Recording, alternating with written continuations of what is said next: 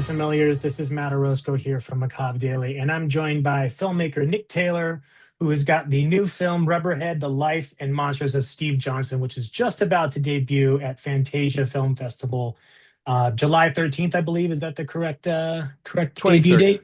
23rd. 23rd. Whoopsies. All good. So July And 23rd at Fantasia Film Festival. yeah, yeah. Well, Nick, I'm excited to chat with you, not just because you made a fantastic film, but also because Thank you're you. kind of cut from a similar cloth that myself and many others are, which is you started your career in kind of the journalism side of horror. So I'm curious at what point in your career you said to yourself, you know what, I'm done writing about this stuff. I want to start making something. Well, they definitely overlapped, and I think one very much served the other because when you're making a documentary, you're kind of a cinematic journalist in a way. And coming from a journalistic background, writing for Dread, and with my podcast, I got fairly adept at interviewing people and understanding how to tell journalistic stories and stuff like that.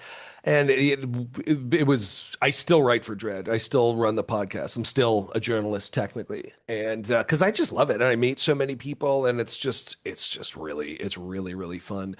But yeah, I've been a fan of Steve since I was a child and met him at Monster Palooza and read his book. And then I was working with him.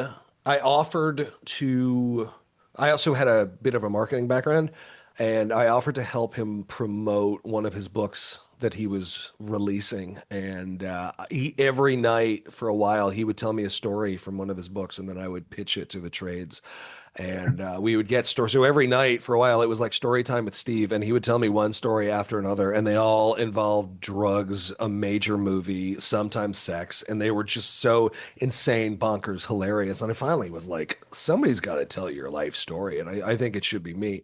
So yeah, the two is kind of it definitely intersected as far as this project was concerned, because I think the journalistic skills definitely served me in making a documentary.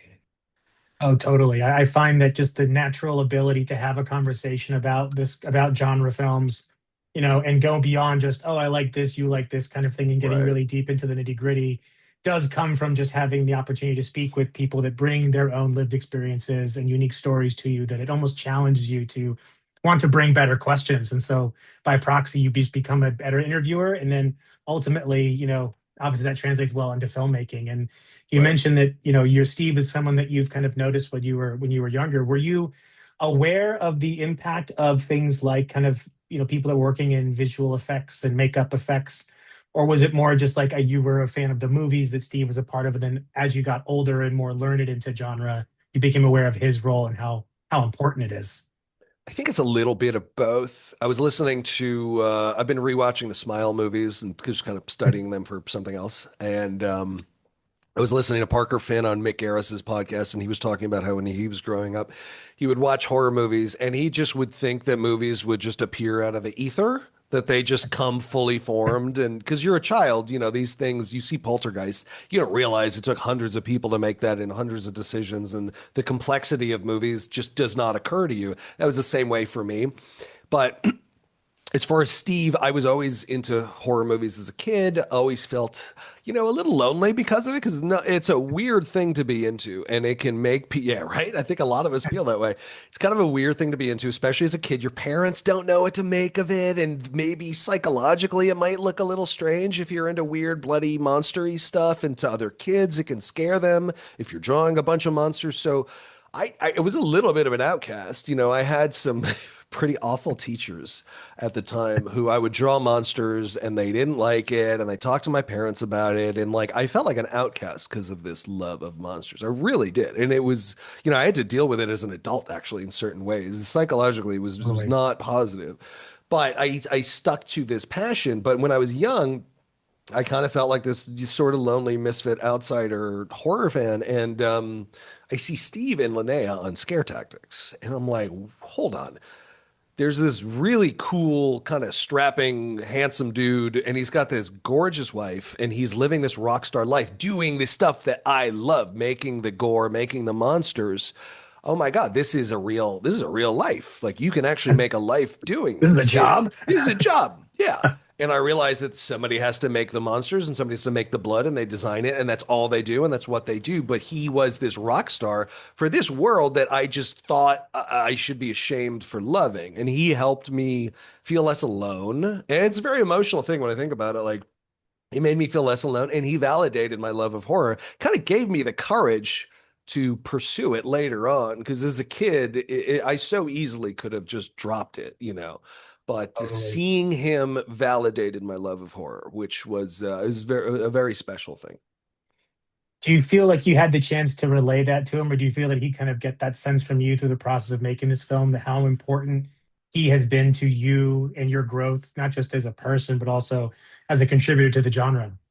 He doesn't take compliments and flattery very well.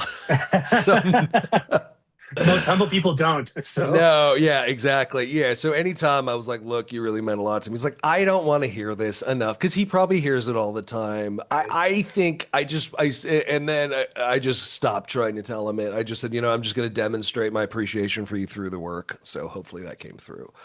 Yeah. oh, definitely. I mean, we could all, I think we would all love to have as much of a contribution to the world around us as he has, let alone have someone put Yeah. so much thought and care into a film like you have about that work.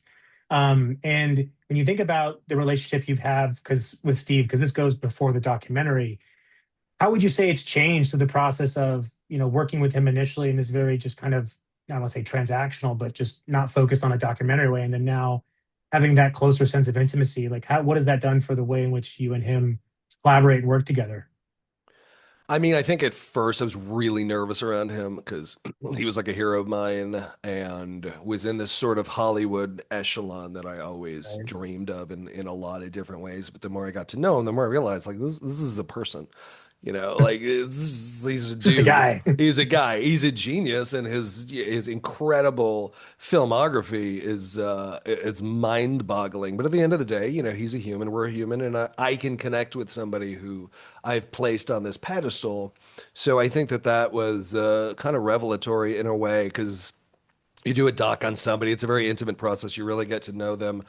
And I noticed he would open up way more when it was just the two of us talking and I had a camera on him. And I am a terrible DP. I mean, some of the worst shots in the movie I took, those are mine.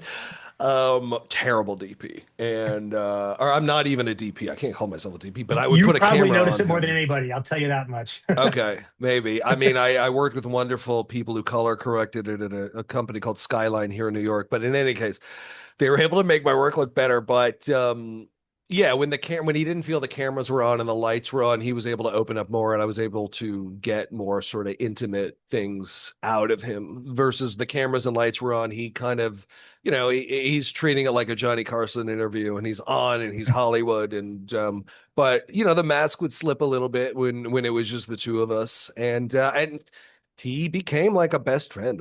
We had so much fun, and I really came to think of him as a brother through the process.